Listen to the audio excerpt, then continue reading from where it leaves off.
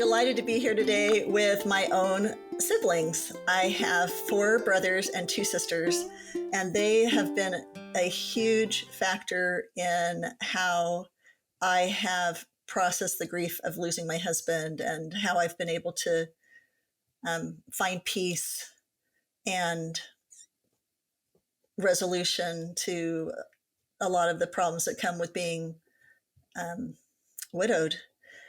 So I wanted to start by introducing, when I was a kid, I used to pray and try to say our names as fast as I could. So I'm going to do that first, and then I'll introduce you again. So I bet you guys did this too. It'd be like, "Dear Heavenly Father, please bless Karen, me, Adam, Jennifer, Ben, and Shelley." I would do that as fast as I could. I don't know if you guys ever did that, but okay, we'll start with Aaron. Why don't you just introduce yourself, give a little quick bio sketch. Hello, my name's Aaron Nicholes. I am the oldest by a long margin, and I live in Idaho, and I'm in sales, and I have 3 kids and a lovely wife. Thank you. Then I come next, and then Adam, you're after me. I am Adam. My background is architecture. I live in Florida, and I am so glad I never have to shovel snow ever again. Good. And you have 4 lovely kids. All adopted. Yep. Seth. I'm Seth. I'm the middle kid. I'm the one who's supposed to have all the issues and problems. And you do. Just kidding. I'm a chemical nerd. I got 4 kids and 4 grandkids. I live in Idaho also. And I am one of Julie's favorites. That is true. You are one of my favorites.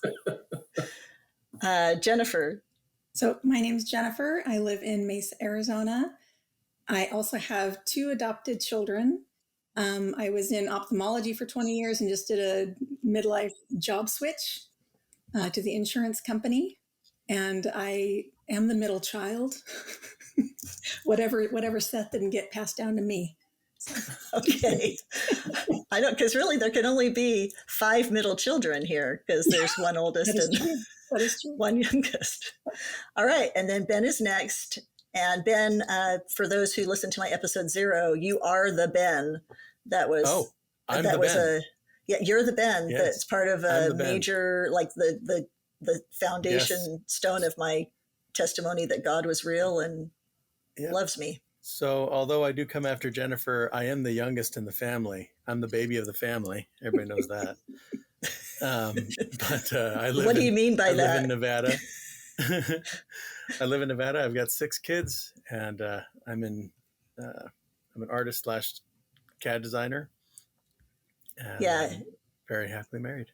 You do really cool work for a certain large casino in Las Vegas that has an atrium that does extremely that's awesome true. They're one of our clients. displays. Amazing. Really cool stuff. Yeah. And the reason you said that you're the baby is because you are still and were always mom's baby. I think probably because your birth was so traumatic for her. Yeah. But I do remember. I just figured I got in front of Shelley in heaven and just got here first. Well, this is interesting. I remember, I don't know if anybody else remembers, I remember sitting at the table and we were having dinner, and Mom and Dad looked at each other and said, they kept counting us and saying, "Is somebody missing?" And I remember thinking that was a really significant moment. They said, "There's somebody missing." Because I don't think they were planning to have any more children, but they were brought gluttons us for punishment. They brought us one of our favorite people in the world, right? Yeah, he may not be the baby of the family, but he was the babied of the family. All right, now on to Shelley. Enough about me. So, insert drum roll, and then there's me. Okay, let's move on. Ta-da! So I am Shelley. I am the actual youngest of the family, but for my domineering personality, I kind of booted over Ben, who was much more compliant and sweet than I was. And me sometimes. I currently work in mental health outreach, and I am in grad school for social work. I am married with 5 beautiful adopted children who are teenagers, and it's a delight. And I actually live in Spokane, just a few miles from Julie. So I was the one who was closest to her when this was all happening. Yeah, that's true. Shelley was one of the first people that was able to come right after Steve had passed away, and I remember that night. Actually, it wasn't even that night. Mid-morning, when things kind of started to quiet down a little bit, I just crawled in my bed, and she crawled in next to me and just held me while I wept, like probably the ugliest, most visceral weeping I've ever done in my life.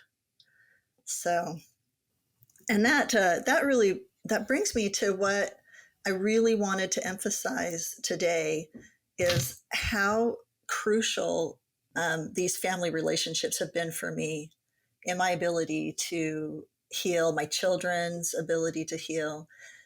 But before we go there, I know Steve affected all of you as well. And so I just wanted to kind of take a minute to, share your thoughts about your relationship with him as a person. And we won't go in any particular order, but I usually ask my guests about the person they lost. I'd like to hear it from your point of view. I remember the first time seeing Steve before I actually was introduced to him. It was in a pool at a hotel before your wedding. And the only way to describe seeing Steve for the first time is a line out of Star Wars. Would someone get this walking carpet out of my way?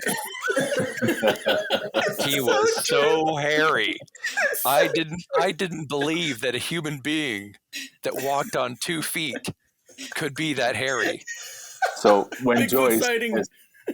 as everyone knows, Joyce is legally blind, and we were sitting in the hot tub when Steve came in, and she leaned to me and she said, "Why is he wearing a sweater?" I said, "That's not a sweater. Isn't he sexy?"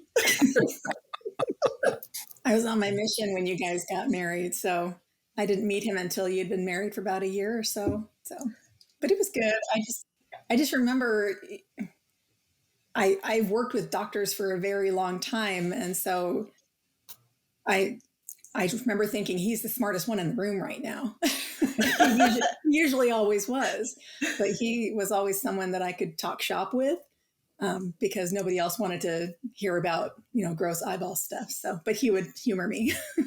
No, he enjoyed that relationship with you. I know he talked to you sometimes when he wanted to understand like his patients or staff better too. Yeah. I also remember how just genuinely soft-spoken he was. And it was such a contrast to the rest of us. And I think it created a good balance between Julie Nicholes and the Steve Craig softness, that it was just a really good balance for you to have someone that was just so calm and reserved, and just, you could just tell he just had it figured out, and you just needed to wait for him to like just decide, here's what's going to happen, but not in the, I'm going to stand on a table and wave my menu and shout across the restaurant kind of way. I also remember one of the things that I remember and love about Steve is, sorry, I'm going to cry now, is just his generosity and the quiet giving that he always did. There's a picture of the 7 virgins. I don't remember the artist, but there's, and it depicts all these different characteristics. And the one in the middle is a lady holding a basket, and she's almost kind of back behind the others. And that's how I felt Steve was like, that he was always just this quiet but powerful giver. And he noticed things. He noticed things that other people didn't.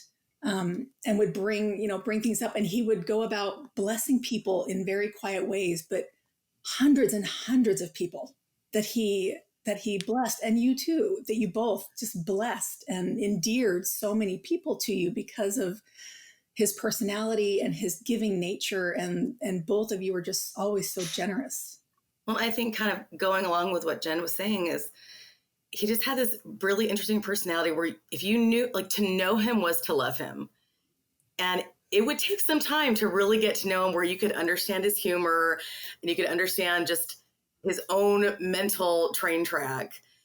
But he was always listening and always finding ways to help. Like, I remember one time, one of the kids saying they needed help with something, and he walked in the room and just kind of like threw a book at him, because that's the information they need. Like, it was so random, but he was listening and trying to figure out how he could help people.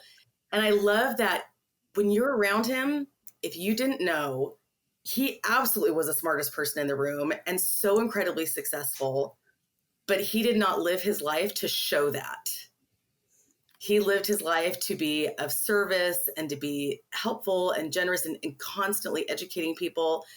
And one of my favorite things, though, is when you knew him well enough and you could get him to belly laugh, which was not often. That was always my goal. So I want to talk about that a little bit. The smartest guy in the room. I, as everyone knows, I actually worked with and for Steve for 15 years in the medical practice. I was his administrator. He called me out of the blue in 2000 and asked me to come do it. And of course, at the time, I was kind of a young,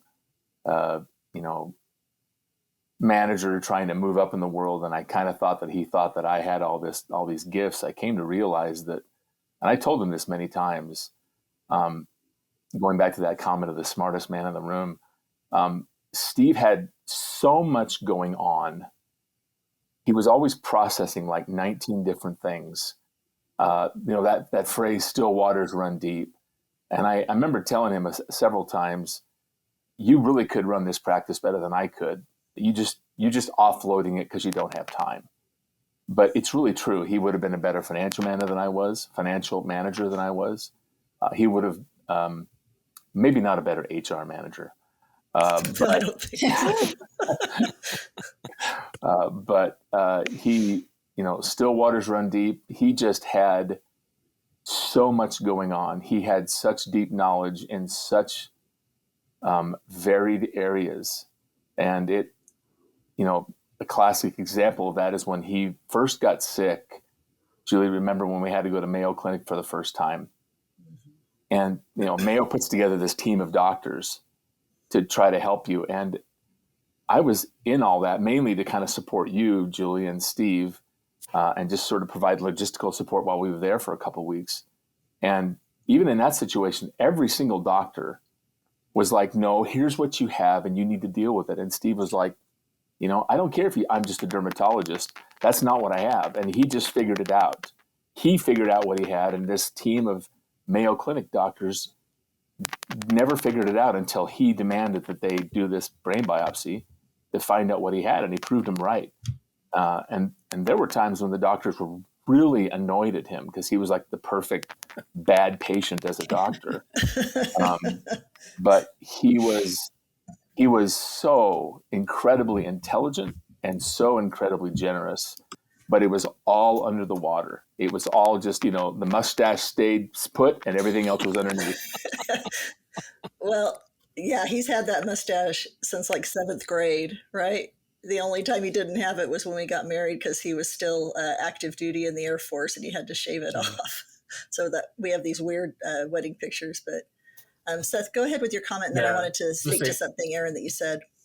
Yeah. So my first impression of Steve was really engaging with me. And the reason why is, so me, Julie, and Adam, we all kind of grew up together. We're similar in ages. We went to high school and junior high together. And so I had known several of Julie's boyfriends. Julie dated a lot. She really liked boys. She always did. And so she always had boyfriends.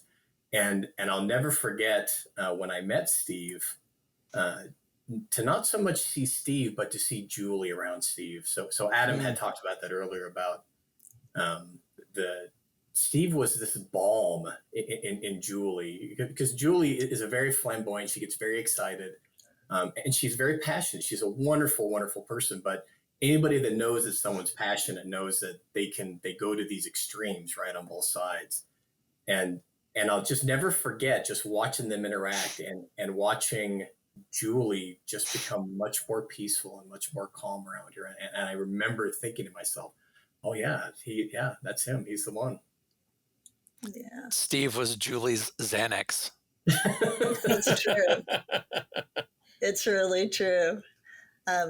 He's a great person, but he wasn't perfect, and um, it's interesting.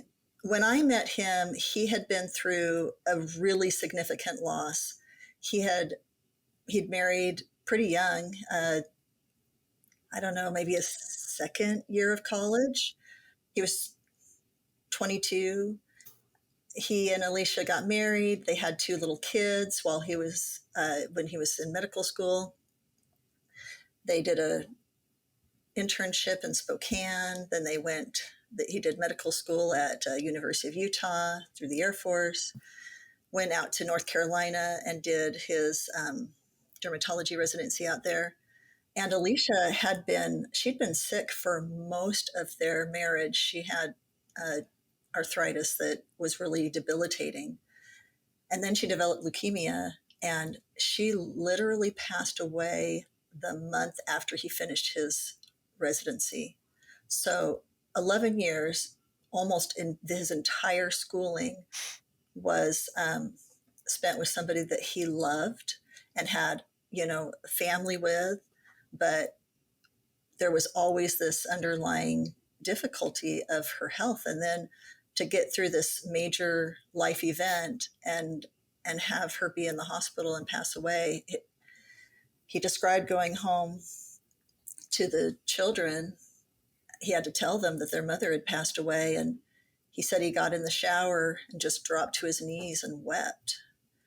And I think you can't underestimate or understate, the effect that kind of adversity has on a person. It can break some people, but I think in Steve's case, it took a man who was already the potential to be a really good man and smoothed out some edges and gave him a very definitive understanding of what matters most in life. So these things you're describing, I think they came as a result of, some adversity. He didn't just automatically walk onto the stage as kind and loving and generous as he became. And after he got sick, and we had a time where we didn't know if he would survive, and that was, we still had two little kids at home. At that time, he truly became even more kind and humble and focused, I think, on what was most important. So just wanted to speak to that. And, going on that subject, I actually think that's one of the beautiful things about Heavenly Father and his plan for us, because you have Steve, who had this devastating loss, right, of losing his wife. And he had, if I remember, the two, one was 6 and 4. Is that right? 6 and 9.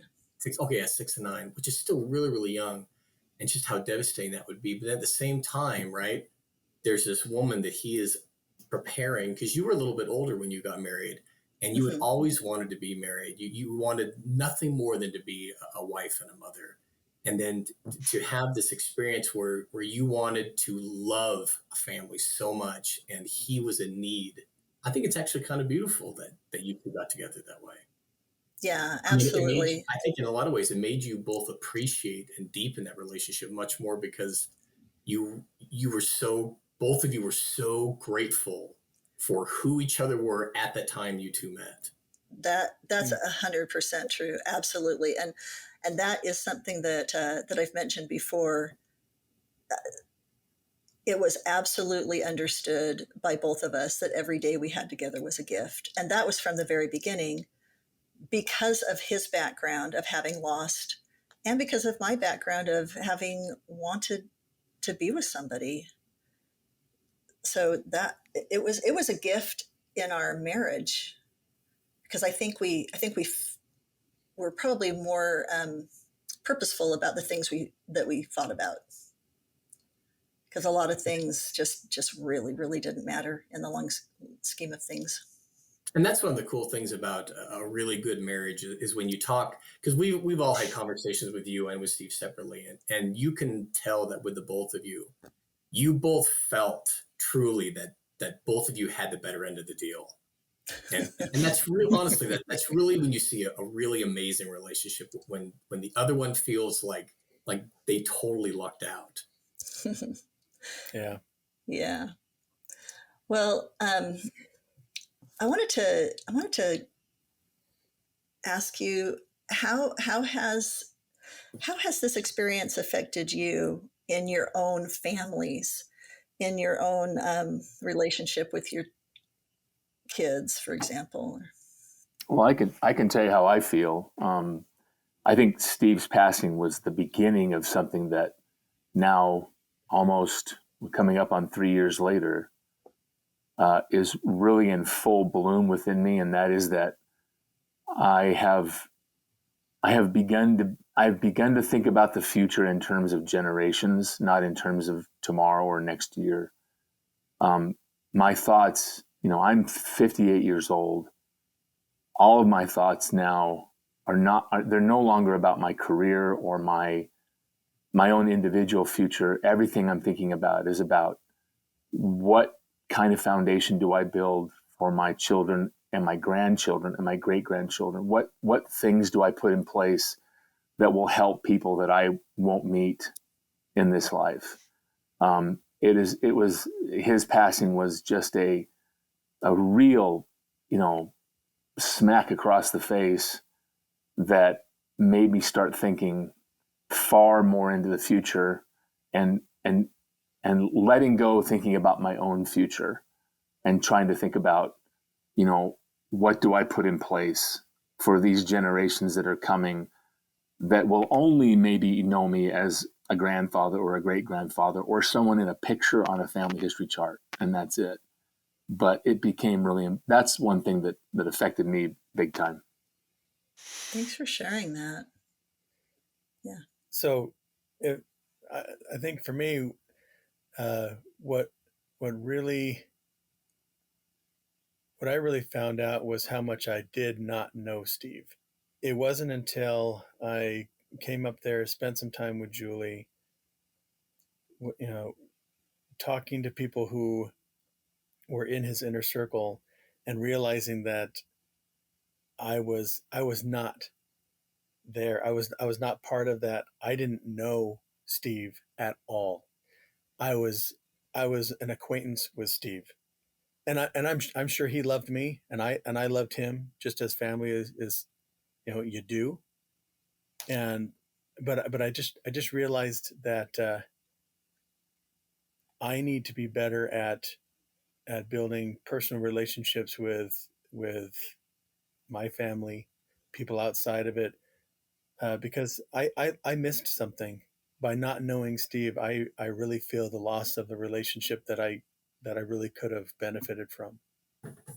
I think that's really profound. And actually, I appreciate you saying that. It's true. You guys loved each other as brothers-in-law, but you were in different phases of life. We lived in different states. You didn't have a lot of opportunities to see him as Correct. closely as others. But I think that right there is a really important thought, how crucial it is to build these relationships today so that you don't have that loss of what could have been.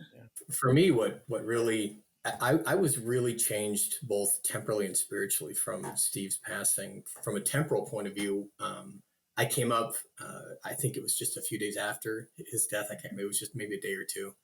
I came up and spent about a week with Julie, and it was a really sad, but it was a beautiful experience to be there, because Julie is a lot like me in the sense that their spouse handles most of the money. My wife is an accountant, and so Right.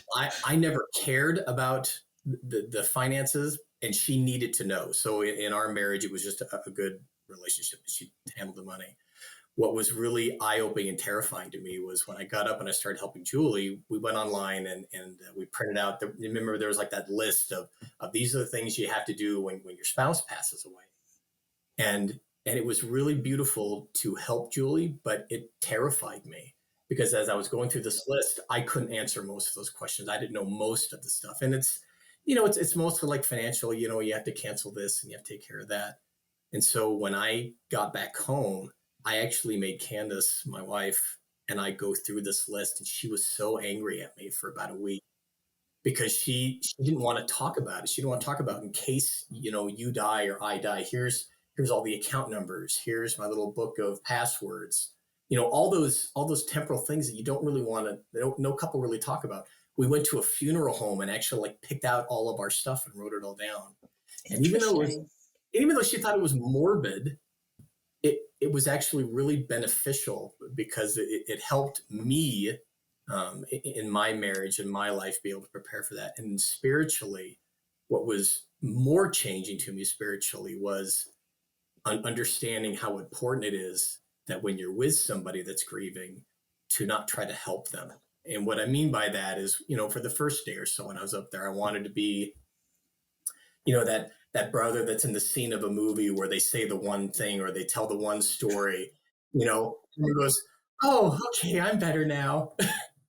You want to share a scripture or you want to share some story that's going to make everything all better. And it just doesn't work like that.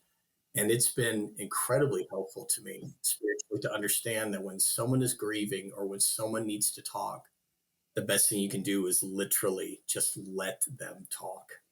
Because that's really what grieving is more than anything. It's just letting them, mentally process what's going on with them. That's so true. And Seth, I'm going to tease you here, okay? But I know you can appreciate this. Seth was so Johnny on the spot to make sure that I was protected from any possible thing. He actually turned away my neighbors and friends who were trying to come and comfort me. I had to say, I want these people here. Yeah, that's true. For about 4 days after Steve's passing, it was like, well, I guess now Seth is kind of the gatekeeper and we're not allowed to talk to Julie. You Jen's been trying to say something. Pass. I was hyper protective of you. I apologize. Yeah. It was from a sincere desire of loving you. Jennifer, we'll get to you in a second. But I wanted just a second, Jen, because I wanted to share. This is one of those helpful hints. I think that I'm so glad that we did this. We put a sign on the front door, and on one side it said, "Please don't knock, just come on in." And on the other side it said, "Please give us some time. Yeah, we're having family time."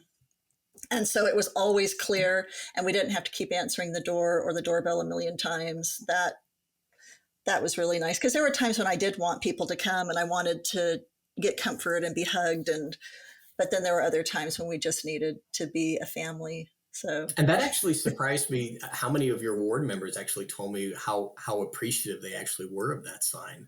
The fact that, no one knew whether they should come up or not. So when they saw the sign, they would just leave their food, or whatever they were doing. And I thought that was a great idea. Yeah. Little flash of inspiration. Yeah, Jen. Yeah, I've actually used that. We've had a couple passings in our ward and things, and telling them to be able to communicate. But going back to what Seth said, there's a scripture in Mosiah that talks about mourning with those that mourn and comfort those that stand in need of comfort. That's our direction from the Savior, is we are to mourn with them. And it's not always comfortable. I don't find mourning to be especially a good feeling until it's done. And then when you get to the other side of it, then you can see the beauty of it and you can appreciate it. But at the time, it doesn't feel good. Although I remember being up in the closet with you, a couple, and Shelley, yeah, the sisters up in the closet, just crying. We were all just crying. But at the same time, we were having one of the most spiritual experiences I think we've ever had.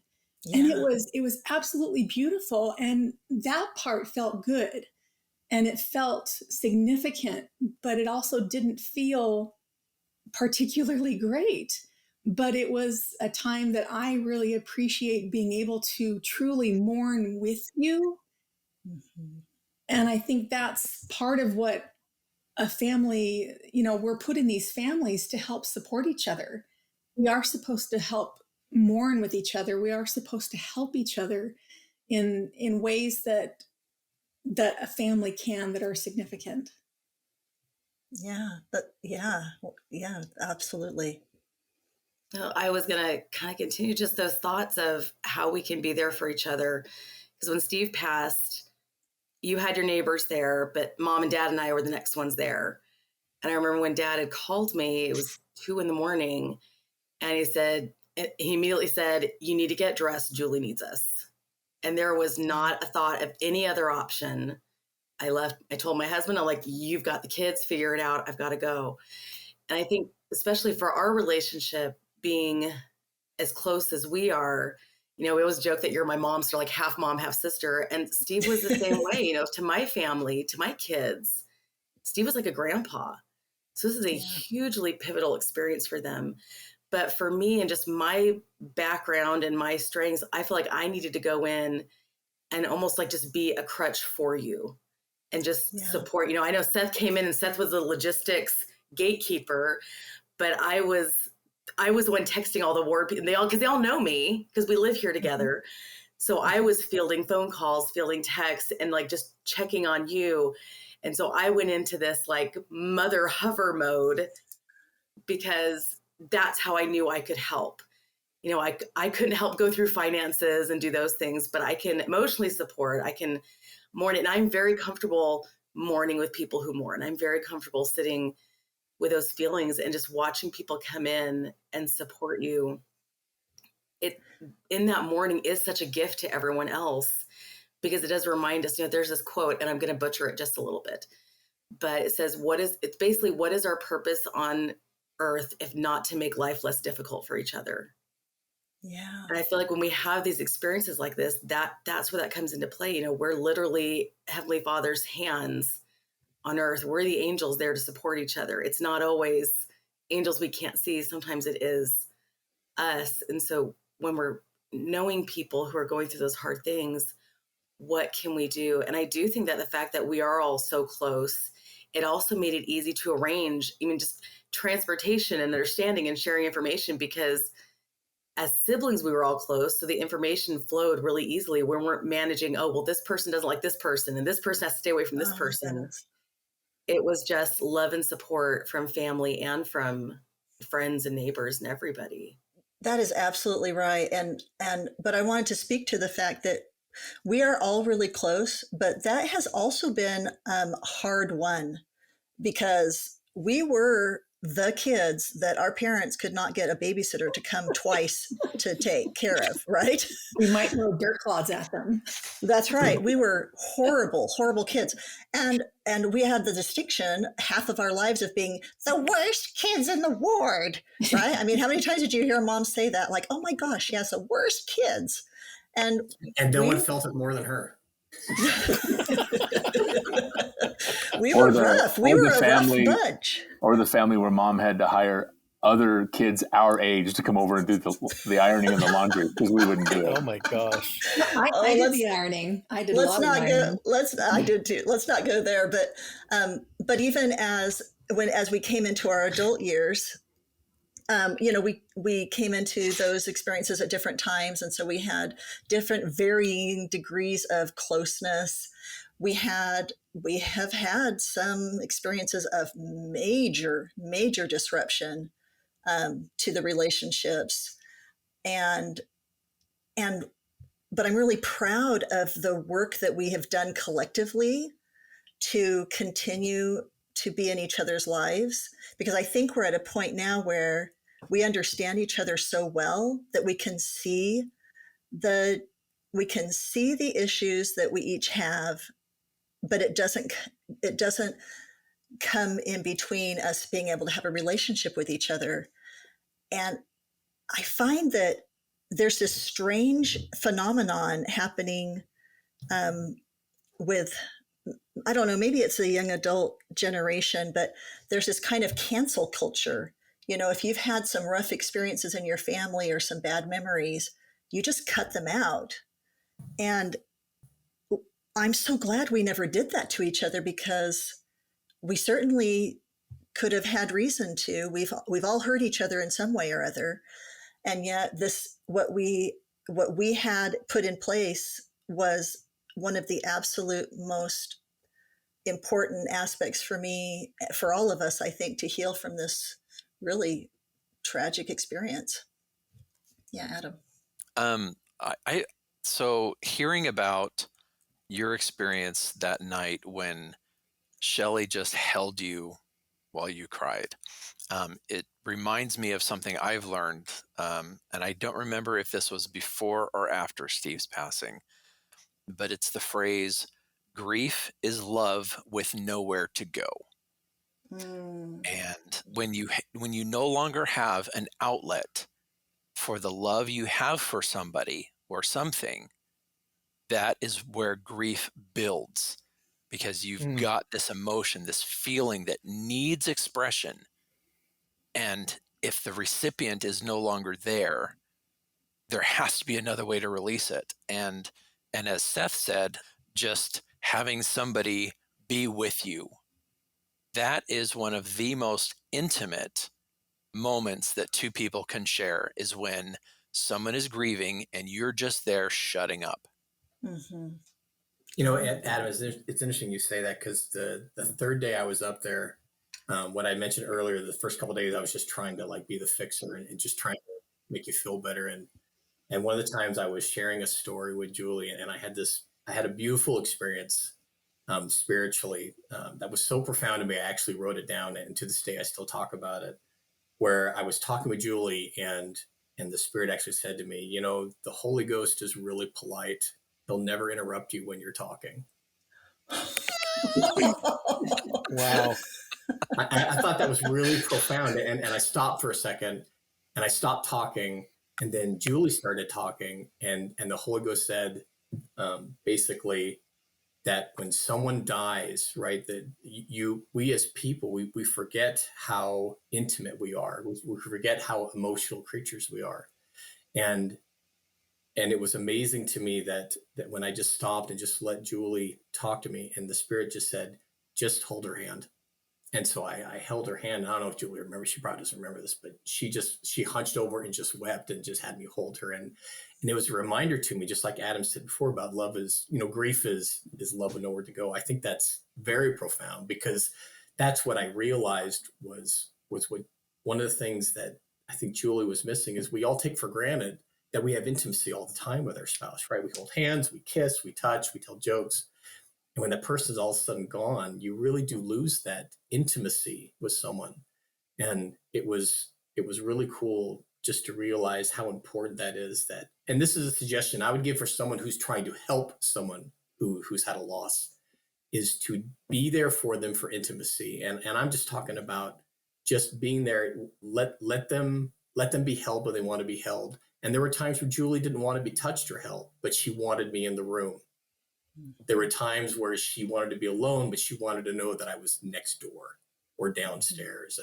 And that's a suggestion I would give for someone who's grieving, is just to be emotionally available for that person, for when they want to cry, when they want to be touched, when they want to be held, or when they want to be talked at, because they don't actually want to talk to you. They really, really don't want your input. They just want you to listen to them.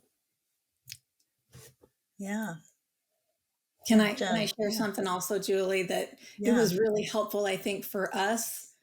You were already in a vulnerable state, but you allowed yourself to be even more vulnerable in communicating what you needed and feeling comfortable being able to tell us yes or no. Yes, you want this. No, you don't want this.